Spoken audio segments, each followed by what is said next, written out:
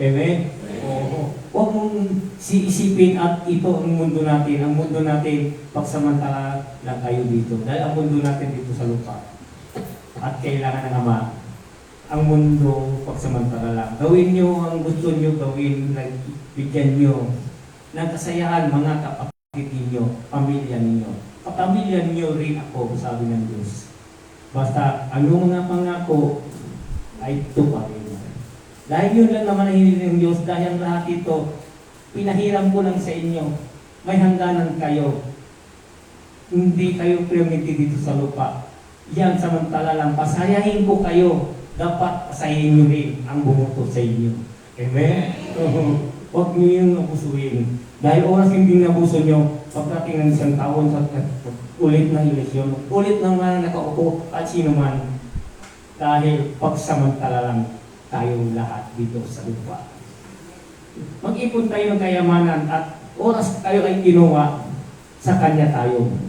Dahil ang gusto ng Ama, doon tayo sa Kanya. Doon tayo. Dahil anak tayo ng Diyos, kailangan tayo ay binigyan tayo ng buhay. Ang buhay ay isang banal. Mahiwagang buhay yan. Ang buhay natin ay pinahiram sa atin ng Diyos. Wala tayong katawan, isang espiritu tayo, walang kamatayan. Iligtas natin ang ating espiritu. Dahil umira-ira, alisin na yung mga kayabang-yabang. Kailangan na pagpanahon ngayon, kung sino man ang nakaupo, ang pangako, tuparin na. Dahil lahat yan may hangganan. Ang pangako, walang katapusan. Kung ikaw ay gusto mo, ang nangako, ituparin mo yan. Hanggang sa langit, dadala mo yan. Yan ang kayamanan mo para sa Diyos. Amen. Oh. Dahil ang kayaman dito sa lupa, palamuti lang yan. Kahit milyon-milyon na pera mo, kung ikaw ay di makatulog, hindi ka makakaisip ng hindi maganda, dahil marami kang ginawa, dahil ikaw ang gumagawa ng multo mo, ikaw ang gumagawa ng kasalanan mo. Tama? Hindi. Kailangan natin ay magbalik loob na tayo sa Diyos. Dahil palit natin ang mundo natin, magulo na.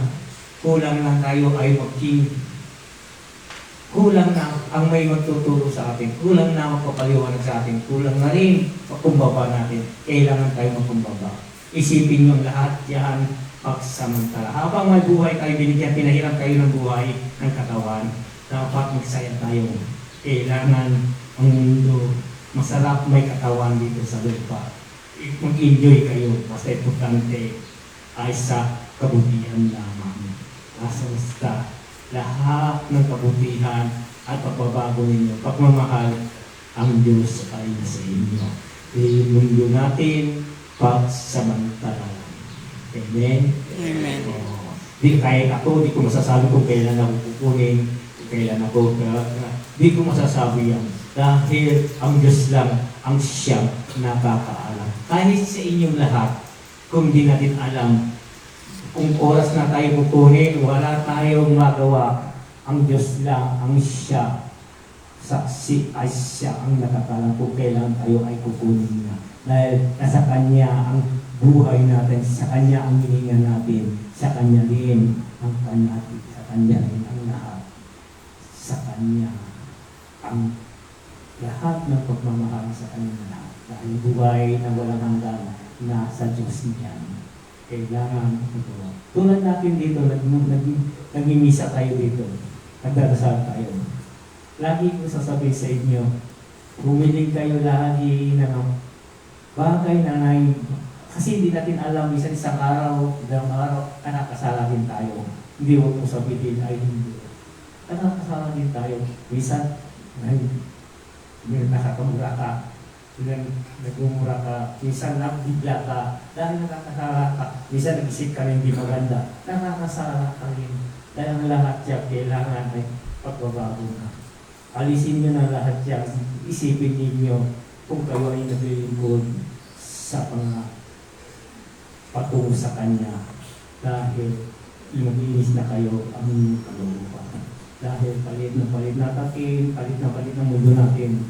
Kaya mundo natin ito, paligid ng paligid. Kailangan natin, lagi natin isipin mag-pray tayo sa Kanya, iligtas tayo habang ng buhay. Huwag na sana maggulo, sabi ng Ama, huwag na sana, alisin nyo na lang sana, huwag na mangyayari ng gulo. Pagkaisa na tayo, Pilipino tayo, kung ano man ang manalo, pagbigay natin. Kung ano man talo, pagbigay natin. Dahil lahat na yung pagsamantala lang naman yan, hindi habang buhay ay nasa Kanya. Dahil ang mundo natin, paikot-ikot lang yan.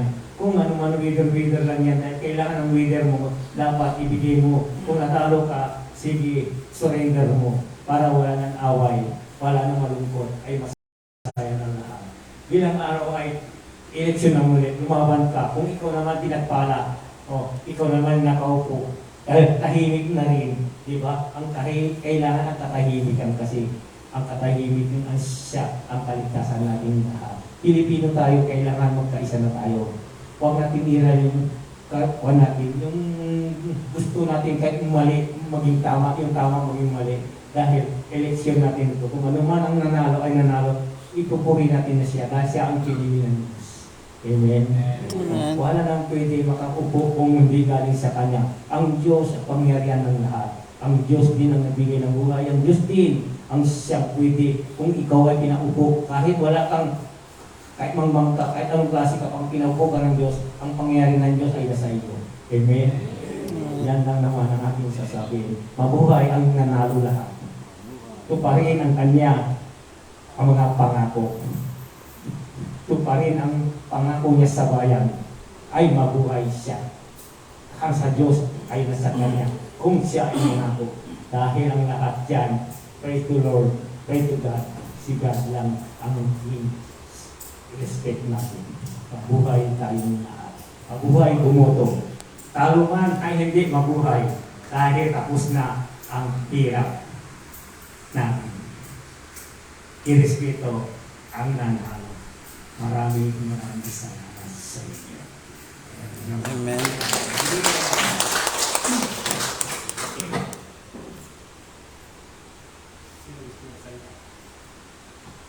Wala na naman magsasalita.